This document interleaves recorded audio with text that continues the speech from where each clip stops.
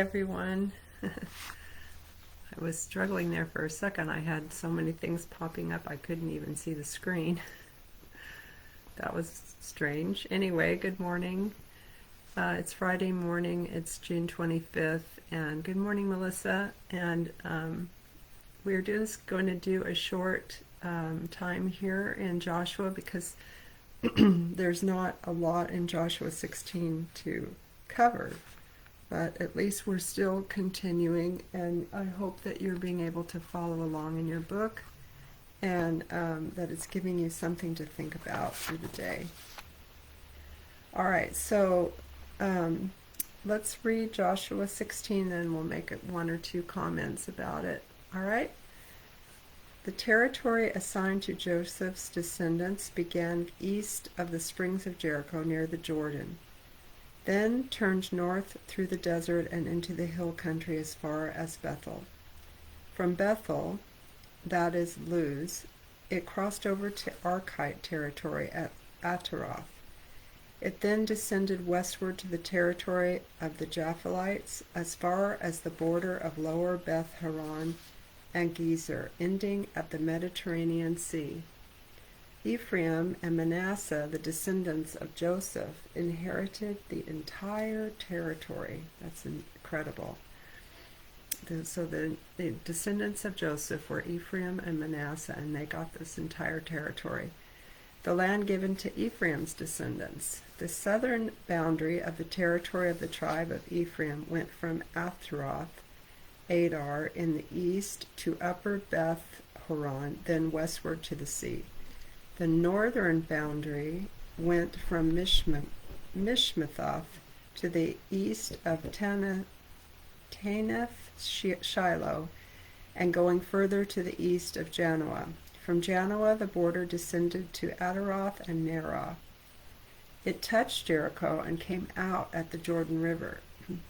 From Tappuah it proceeded westward to the Cana ravine and ended at the sea. The inheritance of the families of the tribe of Ephraim also included the towns and villages set apart for them within the territory of West Manasseh. However, the Ephraimites did not drive out the Canaanites from the city of Gezer, but they conscripted the Canaanites to serve them to this day. Okay, so that's the entire chapter 16. It's not that long. And really all we're finding out again is where these inheritances were on the map and what they received. And we saw what Joseph's descendants received. And then we go into Ephraim's descendants. The one verse, of course, that stood out to me, sorry, I have hair in my mouth. The one verse that I thought was outstanding or stood out was verse 10. And it's the last verse of the chapter, and it says, "However, the Ephraimites did not drive out the Canaanites from the city of Gezer, but they conscripted the Canaanites to serve them to this day." So I was reading the notes in the book, and also I went into a commentary. And first of all, the word conscripted, if you're not familiar with that word, means that they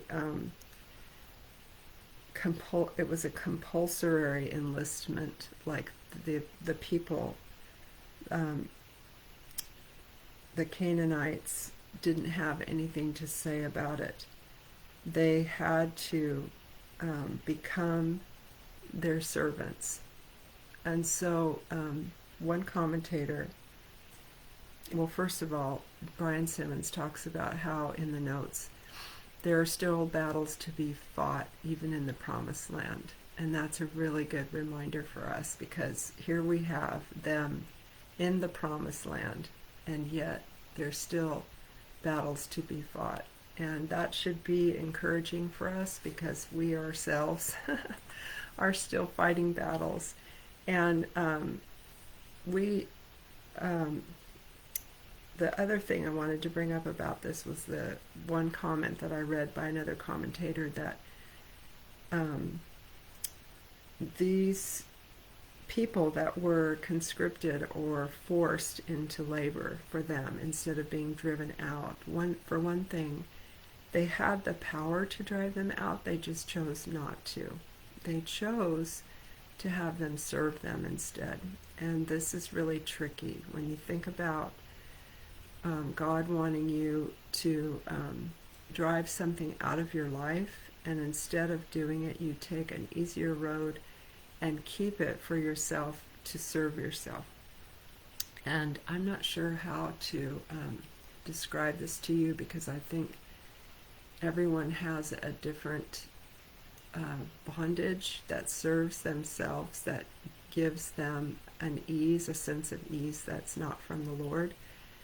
And it's actually something that the Lord wants you to drive out or take out of your land that He's given you. So I'm not sure what that is for you or for me right now, but I feel like the Lord wanted to highlight that and shine a light on it of conviction for us to take care of that or to bring before Him. And yeah, there's just this one commentator said they wanted peace at any cost, and that really convicted me, because I will sometimes just go for the peace, and I may not be understanding at the moment what I'm sacrificing to get just a place of peace. And there sometimes is a battle that needs to be fought instead of just wanting that immediate peace or sense of peace. So I'm asking the Lord today, just like I would ask for you to take away from this, what is that peace at any cost, and how are we not fighting the battle, or why are we not fighting the battle to ensure that this one other representative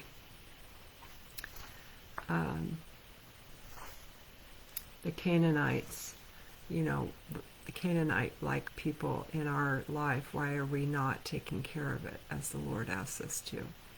So that's the main thing from today. And I just want to say I hope that you're having a good week and a good summer so far. I've been looking kind of back, because these chapters have been less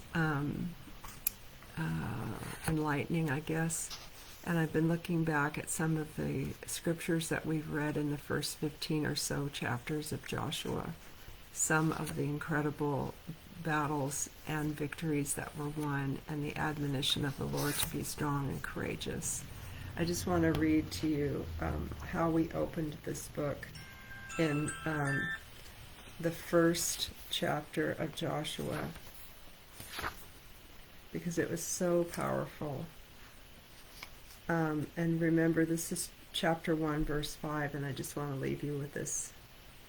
Joshua, no one will be able to defeat you for the rest of your life.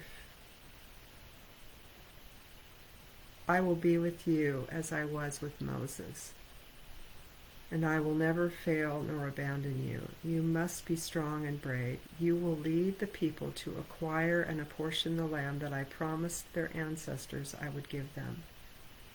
You must remain very strong and courageous. Be faithful to obey all the teaching that my servant Moses commanded you to follow. Do not deviate from him to the right or the left, so that you will have overwhelming success in everything you undertake. Recite the scroll of the law constantly.